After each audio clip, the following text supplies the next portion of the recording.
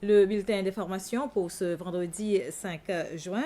Le nouveau bâtiment de la crèche Rise and Shine situé à Montfleury a été officiellement inauguré aujourd'hui après près de 2 ans de fermeture pour des travaux de reconstruction. La cérémonie d'inauguration s'est tenue en fin d'après-midi en présence du président Patrick Emeni et de la ministre responsable des collectivités locales, Evelyne Rose, qui ont dévoilé la plaque officielle. Les travaux ont coûté un total de 4,2 millions de roupies. Actuellement, la crèche accueille 70 enfants et compte 13 employés. Le ministre de l'Éducation et du Développement des Ressources humaines, David Pierre, a effectué une visite dans les écoles primaires et secondaires de Montfleury. Accompagné de sa délégation, il a parcouru plusieurs classes de maternelle. La visite s'est également poursuivie auprès des élèves plus âgés de l'école primaire. Le ministre s'est également rendu dans l'établissement secondaire où les élèves animaient la journée scolaire. Par la suite, le ministre Pierre et sa délégation se sont rendus à l'école exceptionnelle où, en compagnie du directeur général de CEPEC, Adrien Mondon, ils ont procédé à la réouverture de la salle à manger de l'établissement.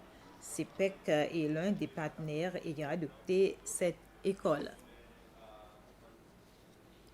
Le Bureau national des statistiques a organisé un atelier de travail consacré à la révision de sa structure interne.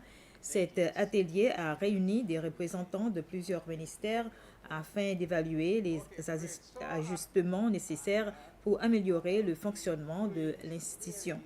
Selon les autorités, les Seychelles, en tant que petits États insulaires, sont particulièrement exposés aux chocs économiques internationaux. Dans ce contexte, la disponibilité de données viables et crédibles est jugée essentielle pour guider la planification économique nationale. Dans le cadre de la Journée mondiale de l'environnement célébrée aujourd'hui, le ministère de l'Environnement, du changement climatique, de l'énergie et des ressources naturelles a organisé sa première activité commémorative à Venstown sans souci. Cette initiative s'inscrit sous le thème inspiré par la nature pour le climat, pour notre avenir. Cela vise à sensibiliser le public à l'importance de la protection de l'environnement à travers des approches créatives. Pour cette première activité, le ministère a organisé une séance de dessin en plein air, invitant les participants à sortir de leur routine quotidienne et à s'inspirer de l'environnement naturel. Des étudiants de l'Institut SIAD ont été conviés à participer à cette activité aux côtés d'autres intervenants. L'objectif est de renforcer le lien entre créativité, art et sensibilisation environnementale. Selon le ministère, cette approche vise à encourager les jeunes et les participants à observer la nature autrement et à exprimer leur vision à travers l'art et l'artisanat. Les étudiants de SIAD ont pu laisser libre recours à leur imagination pour mettre en lumière la beauté de l'environnement qui nous entoure. La directrice générale pour l'éducation et la sensibilisation au sein du ministère de l'Environnement, Jeannette Larue, a souligné l'importance de telles initiatives pour renforcer la conscience environnementale dans la société. Cette activité marque ainsi le début des célébrations liées à la Journée mondiale de l'environnement aux Seychelles, avec un accent particulier sur la créativité et l'engagement citoyen.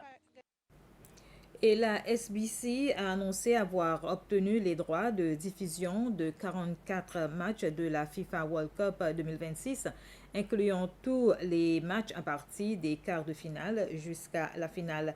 La compétition sera diffusée en direct entre juin et juillet avec des commentaires en français. La SBC souligne que cet événement représente un moment d'unité nationale important, particulièrement durant les célébrations de 50 ans de l'indépendance des Seychelles. Voilà, c'était les informations. Bref, merci de votre attention.